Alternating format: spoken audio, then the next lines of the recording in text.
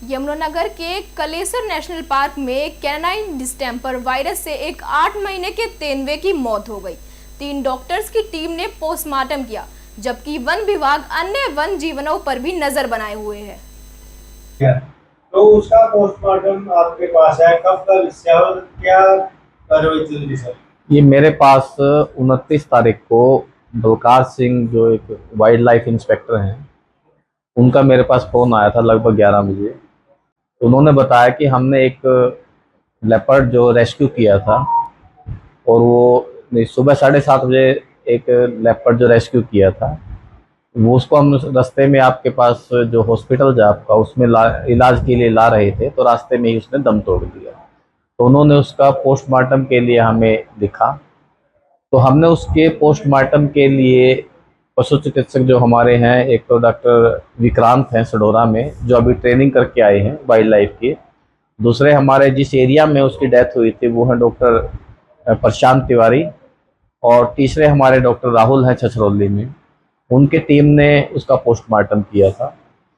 और पोस्टमार्टम में, क्योंकि एक जब पशु की डेथ होती है तो जो उसका जो एकदम उसकी बीमारी का पता नहीं चलता, तो उसकी बीमारी का जो एग्जैक्ट कारण है वो पता लगाने के लिए हमने उससे कुछ सैंपल लिए, जिनको हमने वायरोलॉजी और हिस्टोपैथोलॉजिकल उसका जो सैंपल है उनका जो भेजने के लिए उनको बोला है, और जैसे वो रिजल्ट आएगा तो उसकी एक्चुअल मौत का कारण का पता चल पाएगा। कहाँ से बोल रहे हो, कितने दिन में रिजल्ट आएगा?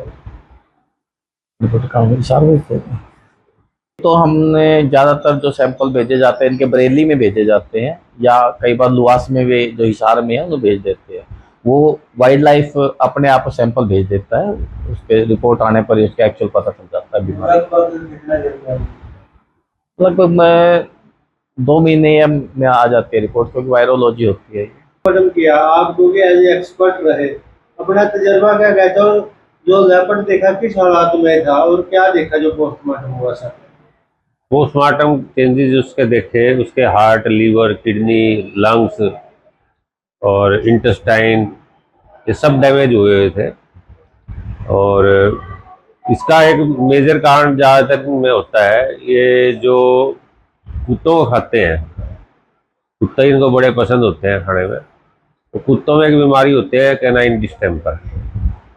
उससे ग्रसित किसी कुत्ते को खाते हैं तो इनको बीमारी लगने का खतरा बढ़ जाता है। लेकिन इस बीमारी का इनका आपस में फैलने का खतरा बहुत कम है, कारण ये आइसोलेटेड रहते हैं जंगल के अंदर। तो ऐसी कोई प्रिकॉशन वाला कोई स्टेप हमारी तरफ से हमें कभी देखने में नहीं मिला। अभी हमें लेना चाहिए, तो ये जंगल में अकेले एक दूसरे से मिलते नहीं है ज़्यादा, सिर्फ प्रजनन प्रक्रिया के लिए इनका मिलाप होता है, उसके बाद ये अलग ही रहते हैं। ये नर था, मादा था? नर था, ये अप्रोक्सीमेटली 7 महीने का नर था। इनमें सर जैसे कहीं क्रॉस हो जाए, कुछ आए आगे दूसरे मादा में भी जा सकता है? ये तो अभी बच्चा ही था। वैसे तो जो बीमार होगा वो आइसोलेटेड रहेगा, वो हीट पे आएगा ही नहीं। मादा के अंदर भी अगर कोई बीमारी आती है या मेल अगर बीमार है तो वो जाएगा ही नहीं फीमेल के पास। अगर किसी में इन्फेक्शन हो जाता है तो वो आइसोलेट दूर हो जाता है, छुपता है, वो किसी और के पास नहीं जाता। और बाकी क्या कहना चाहेंगे आम